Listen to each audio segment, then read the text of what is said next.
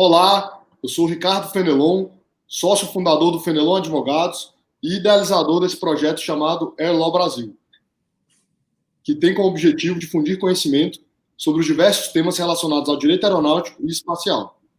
Essa ideia surgiu a partir de inúmeras mensagens que recebi nos últimos anos, tanto de colegas advogados quanto de estudantes interessados em se especializar na área.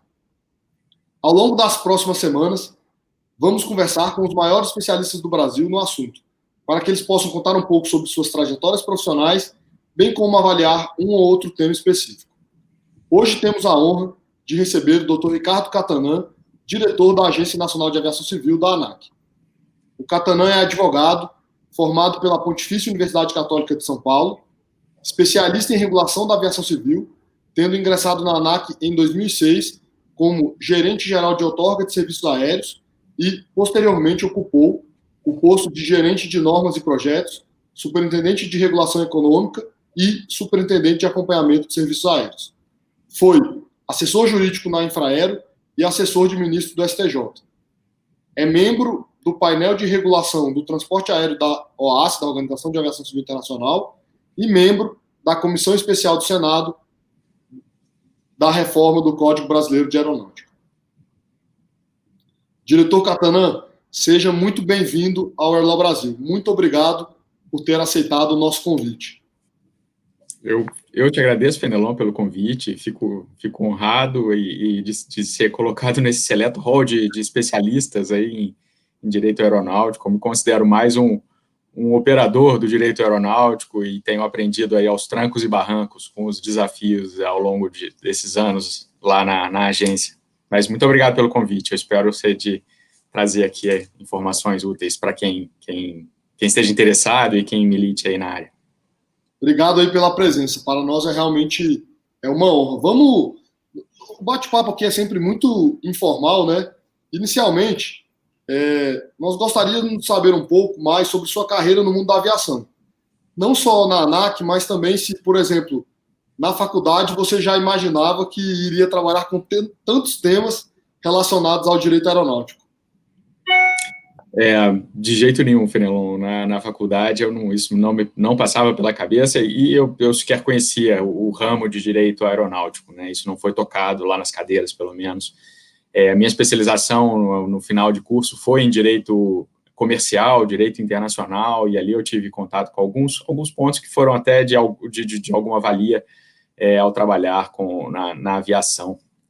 Mas, de fato, eu só vinha ter contato quando recebi o convite em 2003 para trabalhar na Infraero, e ali já comecei a ter contato com o mundo da aviação, que desde antes de criança, né, eu acho que isso é muito comum em quem acaba vindo trabalhar no setor, tem alguma paixão ali dos tempos de garoto, e eu acho que isso casou, né, essa paixão com esse novo ramo profissional que eu vim desempenhar. Então, eu tive a oportunidade de participar dos quadros, ser convidado, né, para fazer parte dos quadros da agência desde o seu nascimento. Então, em abril de 2006, eu ingressei nos quadros da agência como gerente-geral de outorgas, e inicialmente, né, no Rio de Janeiro, toda a estrutura da ANAC, né, que foi herdada do antigo DAC, estava ali localizado quase toda, né, lá no Rio de Janeiro. Então assumi lá uma gerência geral, era o SP, um dos departamentos do departamento de planejamento, e numa transição que foi bastante complicada, né, para quem acompanhou e para quem estava ali em contato com a ANAC na sua criação, pôde ver as dificuldades que foram enfrentadas ali, né, por todos, desde os que já estavam no quadro e aqueles que chegavam.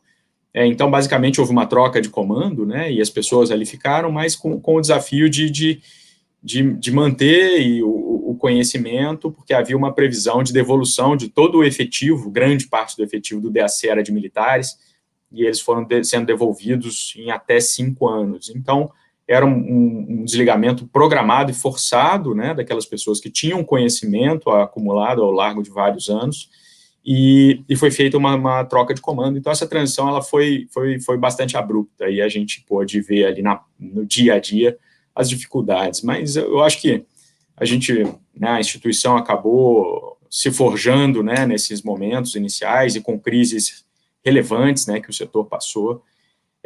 Então, todo esse foi um pouco do pano de fundo aí, do que eu pude presenciar e testemunhar, e ao largo aí de mais de 14 anos, nós acumulamos aí muitas experiências, né, Fenelon? Você foi parte importante do que eu considero um período muito, muito profícuo, talvez daqui a alguns anos a gente vai olhar para trás e dizer, olha, foi revolucionária aquela etapa de consolidação da agência reguladora, que sofreu muita contestação, né, dos usuários irregulados, né, os regulados que não se enxergavam como regulados, mas havia, sim, o papel do Departamento de Aviação Civil como regulador, né, então a gente passou esse é um marco interessante também de se fazer nota. Nós tivemos aí as primeiras ações civis públicas ajuizadas contra a ANAC, ações coletivas, ações individuais, e não se tem notícia, né, de que o DAC tivesse, inclusive, porque não podia ser acionado, né, era parte da administração e as ações eram contra a União, então era raro o DAC ser levado aos tribunais, e isso já foi uma marca desde o início, né, da agência. A gente passou a lidar com isso e com a questão do consumidor, né, que a gente pode falar mais adiante. Mas é basicamente esse o pano de fundo, e foi a partir de então, com esses desafios cotidianos aí, que eu fui me embrenhando por esse ramo do direito, e que é muito apaixonante.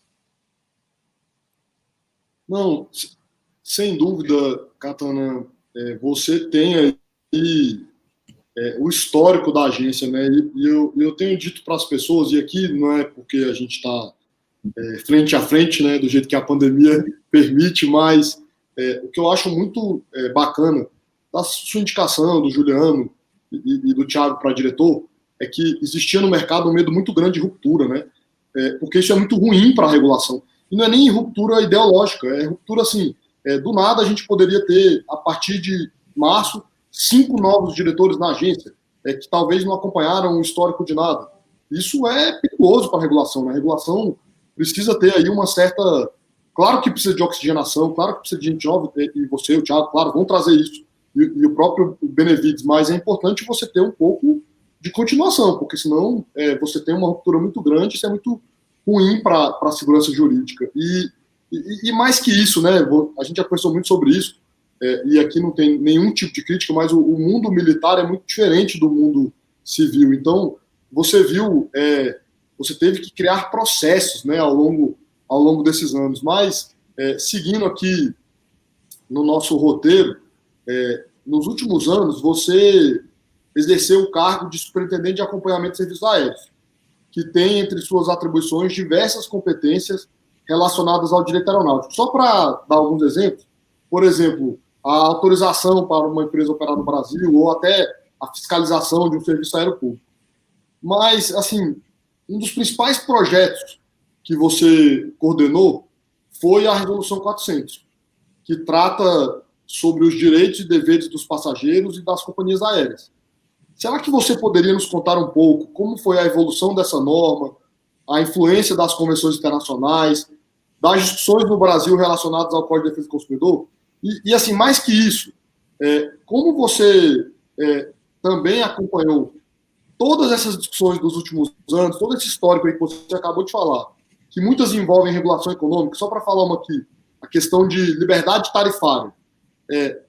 Na sua opinião, por que no Brasil nós temos tanta dificuldade de explicar para as pessoas, para os consumidores, que a desregulamentação, muitas vezes, ela é benéfica ao consumidor, e não se trata de uma perda de direitos? Esse é um ponto interessantíssimo, né, que a gente viu, né, Fenelon, você estava conosco e viu, e foi, inclusive, o relator da matéria. Mas essa discussão, ela nasceu, ela praticamente inexistia. Assim, nós tínhamos a portaria 676 e várias NOSAIs, né, que regravam aspectos que depois foram trazidos, e hoje nós temos um marco único para essa discussão das condições gerais de transporte, que a gente chama, que é a Resolução 400. Mas isso foi sendo feito em etapas, né, e a etapa talvez mais crítica de todo esse processo foi ali em 2010, quando alguns anos antes ali nós tivemos os acidentes, né, o acidente da Gol e o chamado caos aéreo, né, uma série de motivos, um crescimento aí, enfim, bastante elevado do setor, pressão sobre a infraestrutura aeroportuária, e tudo aquilo foi um caldeirão que culminou assim, com problemas atinentes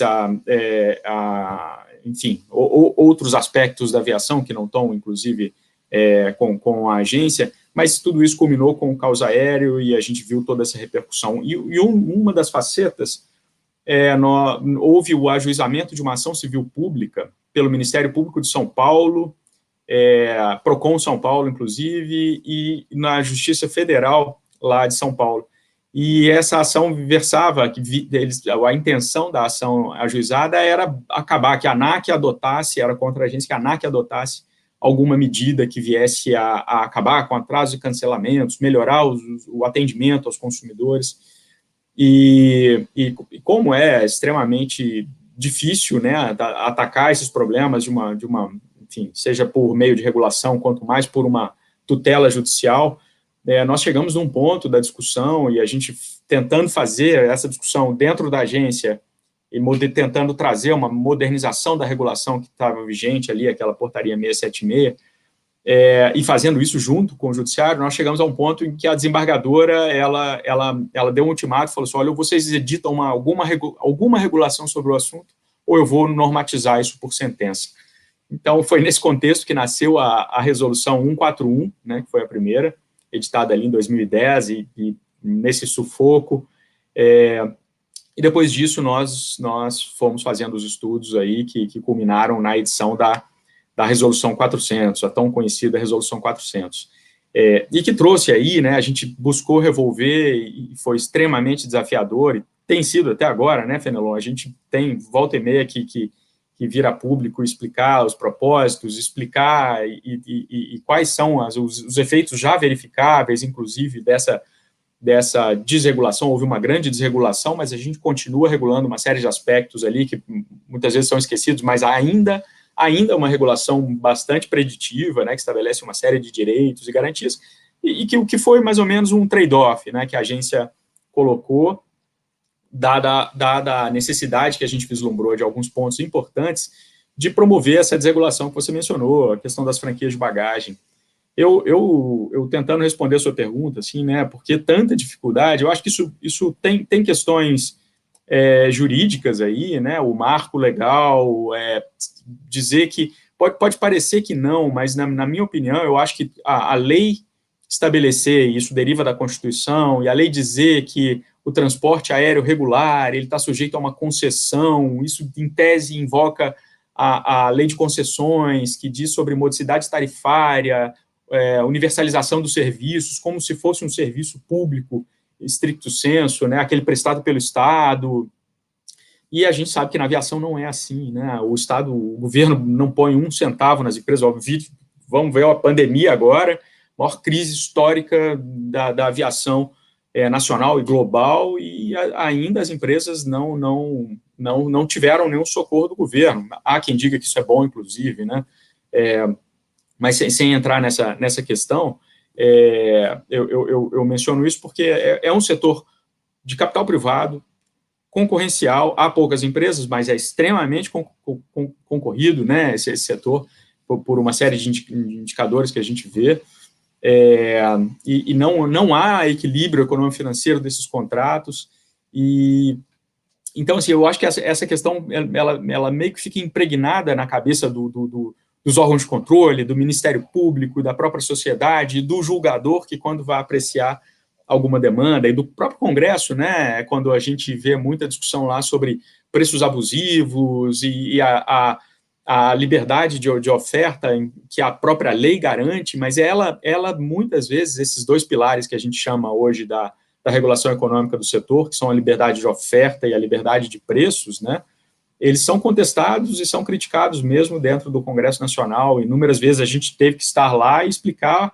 que esse modelo que a gente chegou hoje, ele deriva, não é uma invenção brasileira, mas é uma evolução de todo o setor de todo o transporte aéreo em âmbito global para esse modelo livre, em que as empresas elas têm melhores condições do que quaisquer governos de identificar onde há demanda, qual a estratégia de precificação mais eficiente para trazer mais pessoas para dentro do transporte aéreo, oferecendo as tarifas que hoje são vistas aí nas empresas low cost, estão cobrando menos de quem consegue se programar a viajar antes, com regras tarifárias mais estritas para evitar que essa pessoa que comprou com antecedência desista e a ocupação da aeronave seja menor. Então, toda essa expertise, né, que a gente chama de gerenciamento tarifário, é bem peculiar do setor, e outros setores da economia vieram na mesma esteira. A hotelaria, né, passou a copiar desse modelo também para conseguir alcançar taxas mais altas de ocupação dos hotéis. Você compra com antecedência,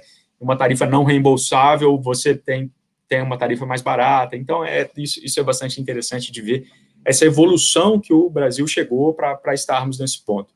Então, eu ressalto assim, tem um aspecto cultural, né, a gente ser acostumado a pedir muita regulação. Foi muito curioso ver em todo esse processo, consumidores reclamando, não, mas a gente vai tá perdendo direitos, né? E toda a tentativa da agência de traduzir essa desregulação era que o consumidor ganharia em possibilidades de escolha, né, por novos serviços, e que colocar ali um batente com mínimos, garantias mínimas estabelecidas como direitos, na verdade, isso tinha o efeito perverso de diminuição da concorrência. Então, quando a gente tira isso, e meses depois, eu diria dias depois, inclusive, a gente já começa a ser procurado por empresas low cost, ultra low cost, inicialmente como empresas estrangeiras vindo para o Brasil, isso já demonstra por si só o acerto da medida, né? Que são empresas que necessariamente, que inventaram, né, as ultra low cost, inventaram esse modelo aí de cobrar, né, de forma atomizada por uma série de itens, e com isso conseguindo oferecer uma tarifa extremamente barata para aquele passageiro que queira só ir de um ponto A para B, e todos os outros itens que antes eram agregados, né, bundled, eles passam a ser oferecidos separadamente. Então, essa foi, de fato, uma discussão aí que tem durado muitos anos, mas eu não tenho dúvidas do acerto da medida. Depois que as empresas ultra low cost, que elas entrem agora, a nossa expectativa é essa, também a pandemia foi um banho de água fria nesses planos, né? A gente já vinha vendo empresas estrangeiras com a proposta de se estabelecerem no Brasil, mas a gente espera que no futuro próximo isso possa acontecer e que isso demonstre aí o acerto da medida, né? A discussão ficou muito centrada em preço e infelizmente, né, a mídia, né, bateu muito nisso. Foi prometido preço, aí pronto, porque o preço não caiu, pareceu que a medida era ruim para o consumidor e consumir a medida, quando, na verdade, a precificação disso, da tarifa de transporte aéreo, ela depende de outros fatores fundamentalmente, né, principalmente como dólar, câmbio, petróleo, câmbio, e enfim, essa discussão aí está aberta, mas eu não sei se eu respondi a sua pergunta, eu deixei alguma outra questão em aberto.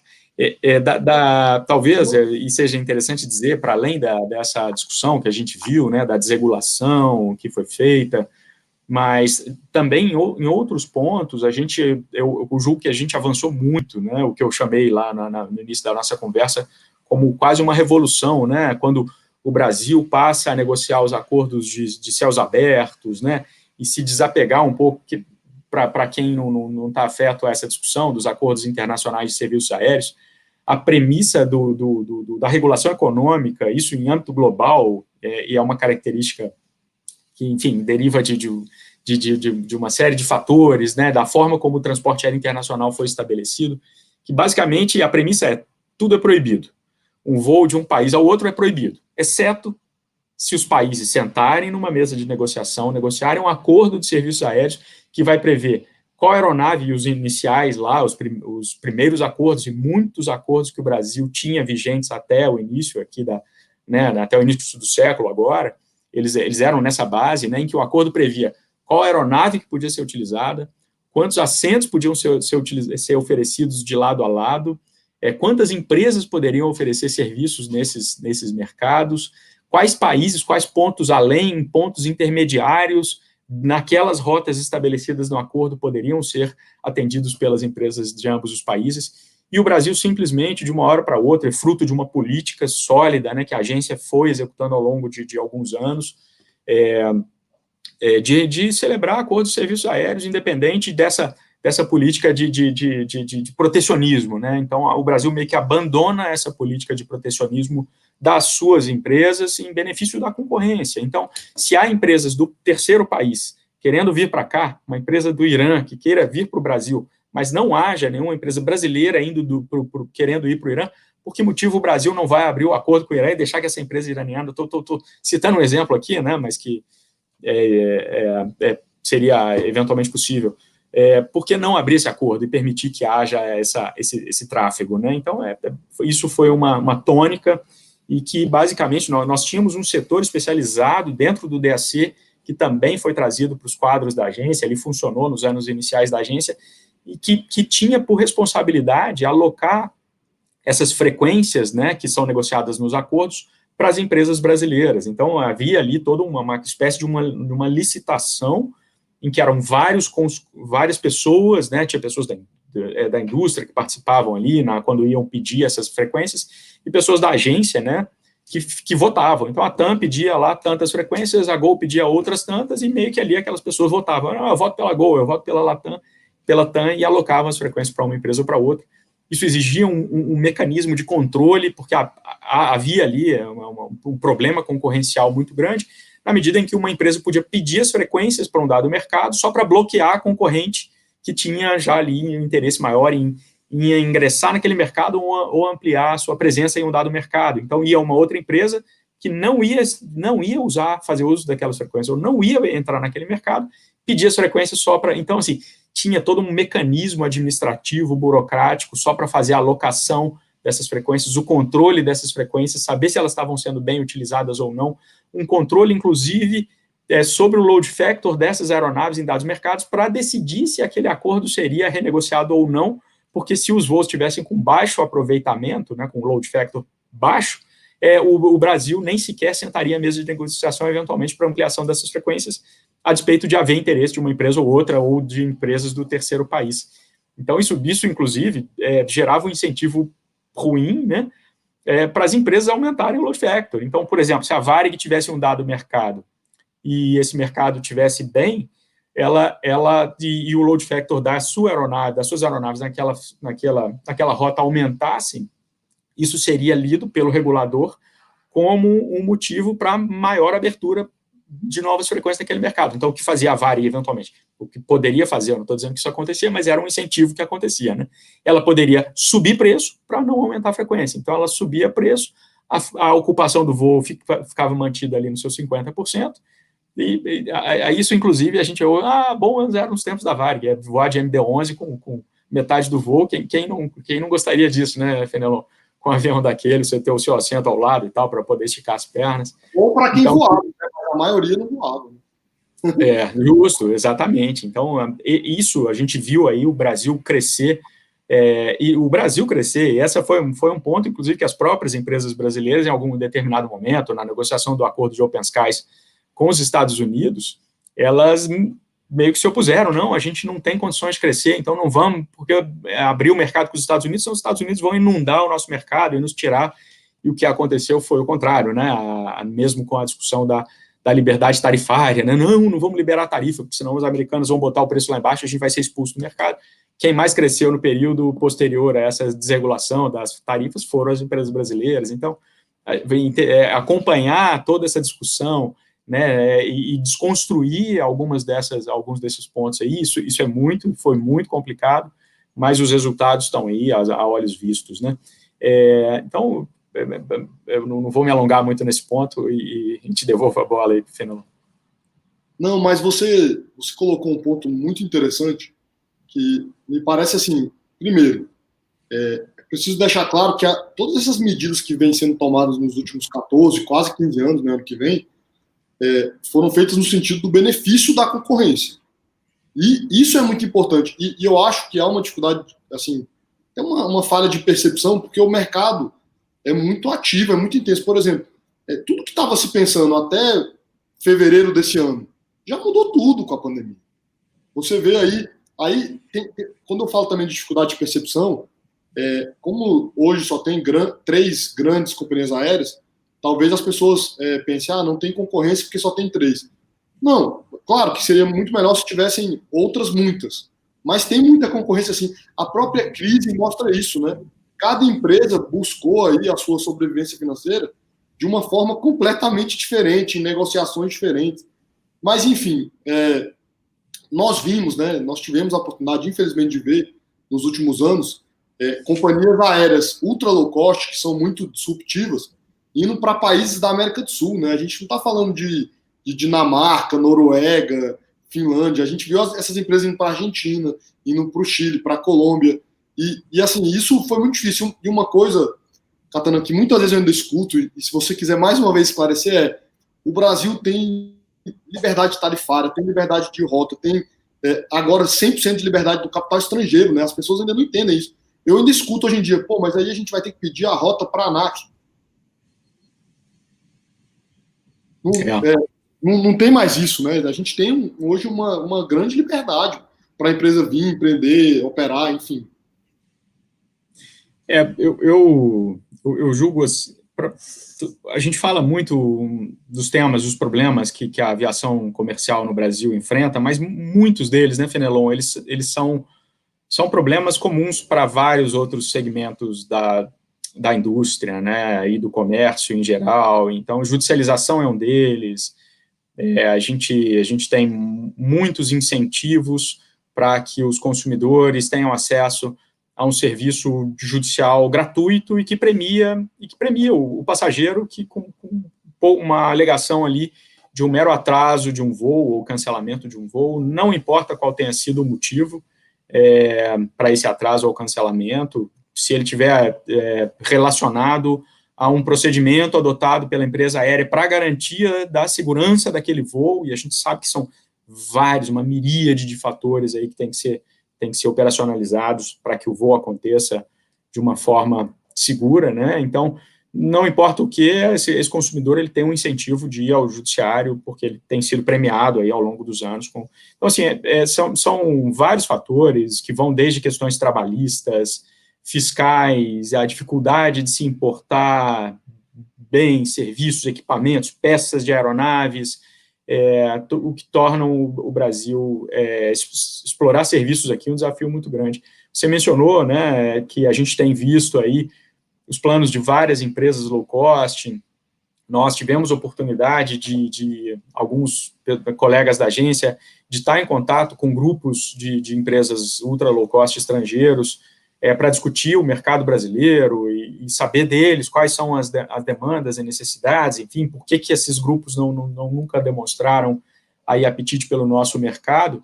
E, para nossa surpresa, a resposta era, não, a gente estuda o Brasil há pelo menos uns 10 anos, mas vocês têm que fazer isso, e o que eles colocam não é nenhuma surpresa, são demandas que a nossa indústria aponta historicamente. Então, assim, tem uma série de desafios que tem que ser endereçados, que não estão no campo regulatório, né, e o que tem sido possível fazer, você sabe bem disso, aí na regulação, a agência tem tentado dar cabo de uma agenda, uma pesada agenda, cujo foco é promoção da concorrência, retirar barreiras à entrada, gerar contestabilidade.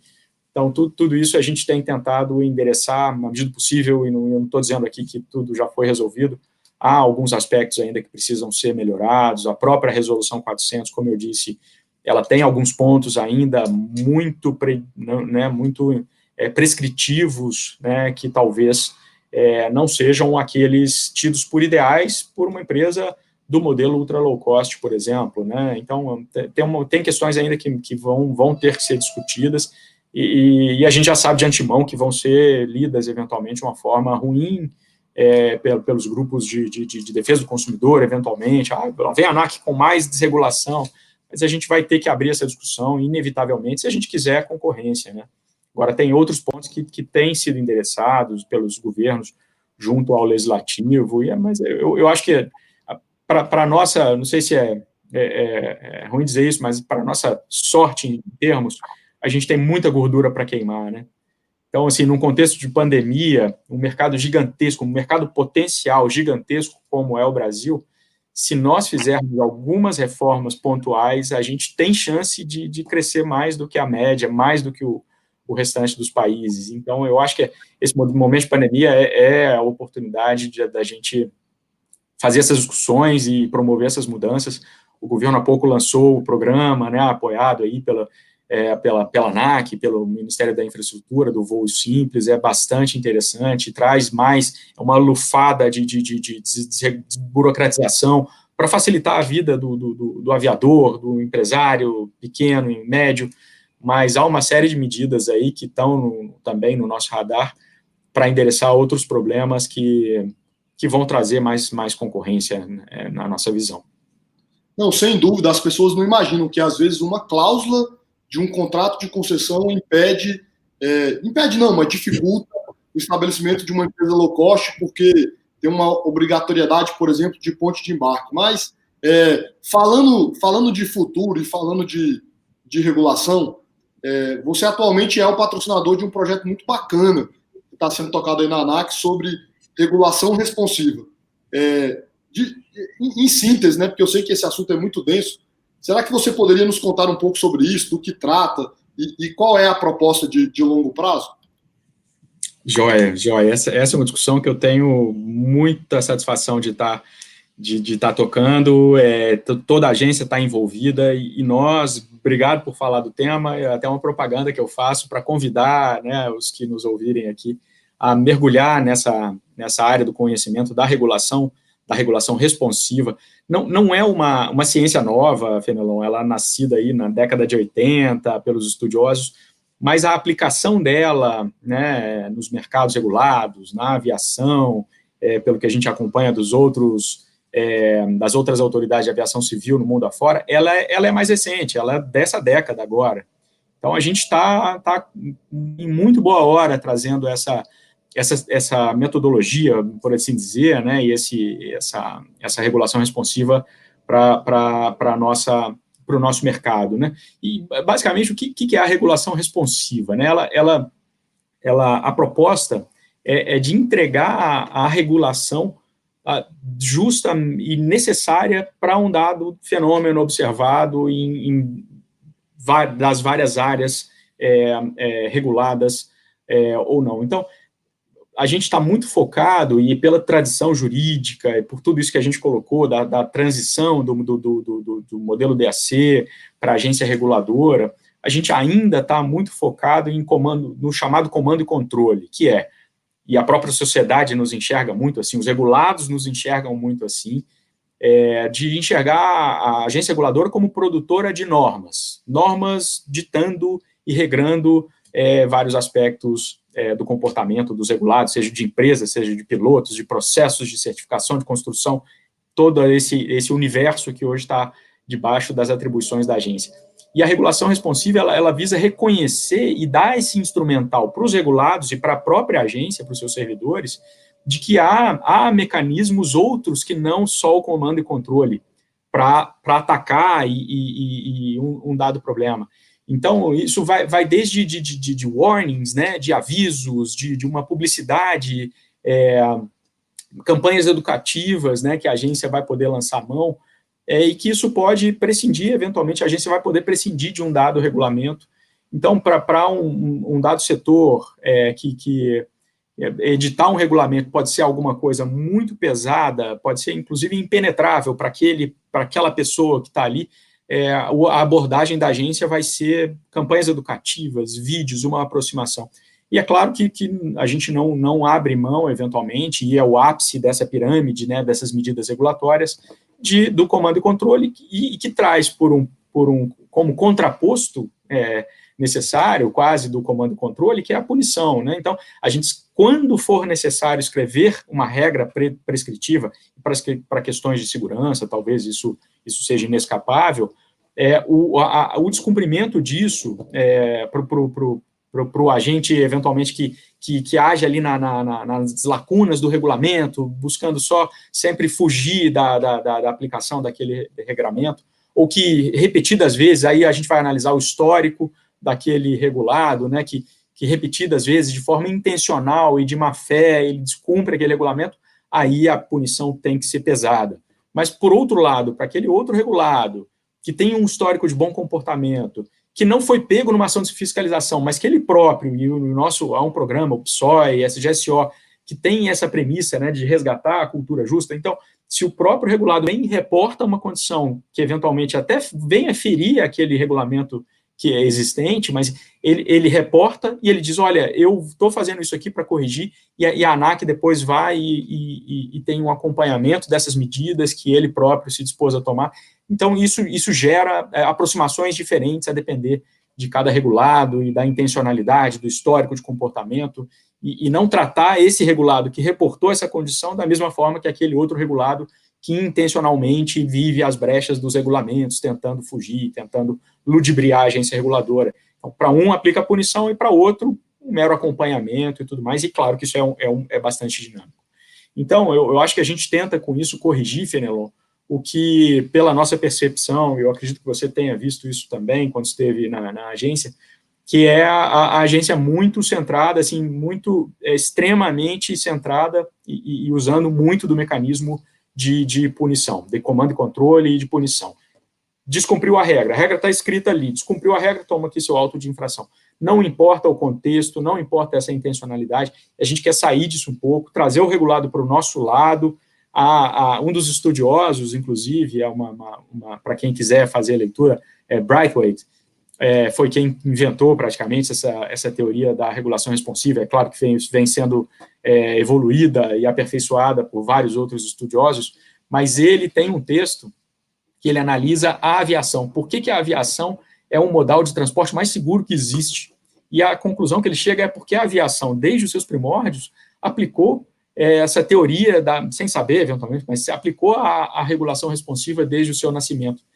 Porque os pilotos tiveram sempre a possibilidade de reportar, pilotos, operadores, empresas, reportar essas condições inseguras que não foram usadas, né, para punição, mas para se melhorar os estándares e os requisitos e os padrões de segurança. Então, basicamente, linhas gerais, desculpem, eu não sou um grande estudioso do assunto, mas é só para dar um panorama e mesmo convidar todo mundo. Eu acho que regulados, é fundamental que os regulados estudem o assunto, os operadores do direito, né, que hoje são responsáveis por representar as empresas e, enfim, vários setores junto à agência, entendam e embarquem conosco nessa nova análise, né, e discussão sobre regulação, porque eu acho que a gente tende a sair uma agência reguladora, um mercado melhor ao final de todo esse processo, que é perene, né? A nossa ideia é que isso seja agora algo que vá gerar uma capacitação não só dos regulados, workshops, seminários, mas principalmente dos próprios servidores da agência.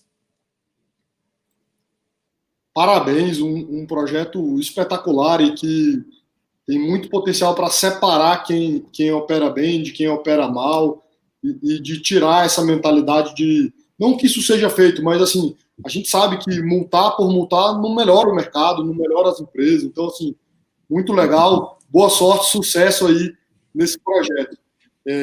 Diretor, sempre no final aqui do nosso bate-papo, a gente pede para vocês que têm bastante experiência no mercado, se há algum conselho, alguma dica para estudantes, para colegas advogados que têm interesse em se especializar na área, o que eles poderiam fazer, o que eles poderiam estudar, seja uma língua estrangeira, seja um site, qualquer dica.